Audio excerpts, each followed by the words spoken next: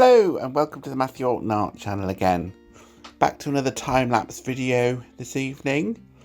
This is another Raw Umber Studios portrait session that I attended on Sunday evening. Just doing the video now for it.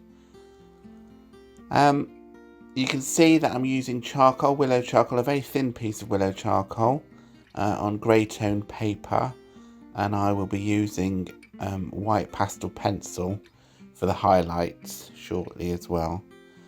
You can see that I'm just drawing out where the main features of the face are. Started with the hair, as I often do, and then triangulated the eyes into position and the nose.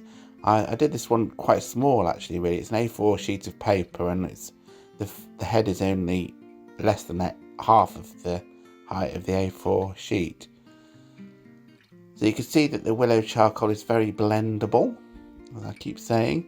I was using my finger then, but because this is so small, I start using a tortillon, as you can see me using there actually, to blend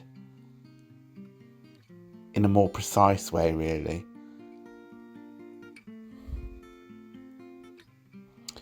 By the end of the portrait, it's not particularly a good likeness, but I do quite like the portrait overall.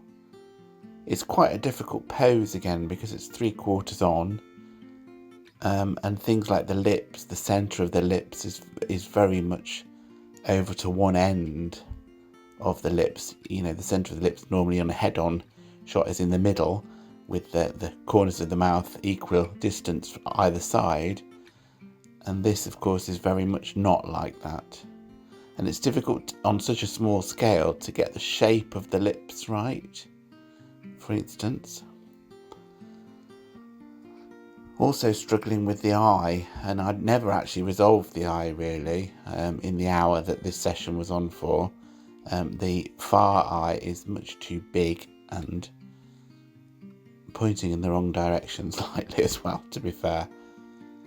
And the chin was very difficult as well. The model was very pale skinned, and there was quite bright light on them, so it was difficult to see the changes of the planes of the face really.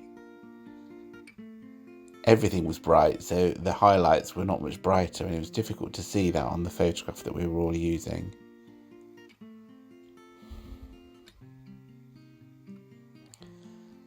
Because the model was pale skinned, that's probably why there's quite a lot of chalky white on this for the highlights really. I also left that rather ugly patch of paper, grey paper in the middle of the forehead, which is wrong as well really. It doesn't help the shape of the forehead at all. Quite a lot of reflected light under the chin on the model too. I haven't built up the tones in the shadows yet as much as they need to be built up. When you're working with black and white like this, it's difficult to judge where all the tones are going to be at the start, and I've added quite a lot of white, so to push the right hand side of the portrait backwards, I now need to add quite a lot of shadow in the hair and the neck, and you'll see that is developed as we go through.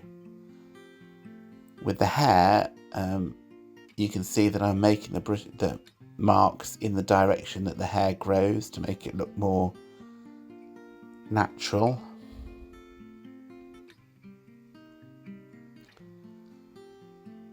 And I try to make the marks on the face in the direction of the roundness of the face as well. I think that helps. You can see me there just darkening up the shadow on the right hand side of the face there. It's difficult because there is quite a lot of reflected light, as I say, and I think they are slightly too light. So I've made those reflections under the chin too light.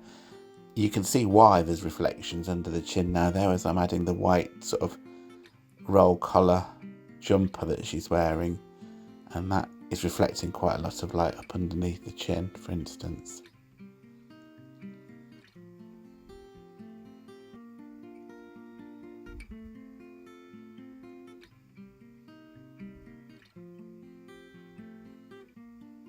Not too much more to go now, but you can see that the eye on the left hand side, the far eye, is too big and a bit the wrong shape as well.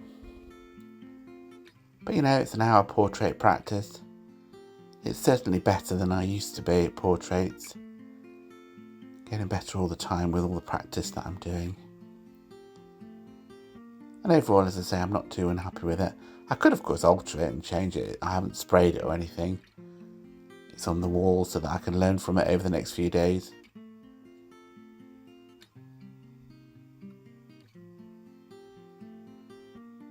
But we're just about finished, I think. Not too much more anyway. There's always a lot of tinkering going on at the final stages.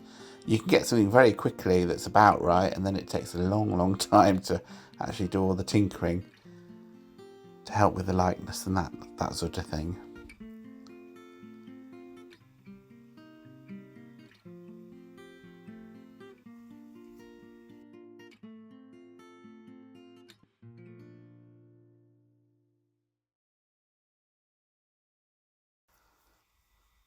Well, this is the final portrait. Overall, as I said, I'm quite pleased with it. It's not bad for an hour.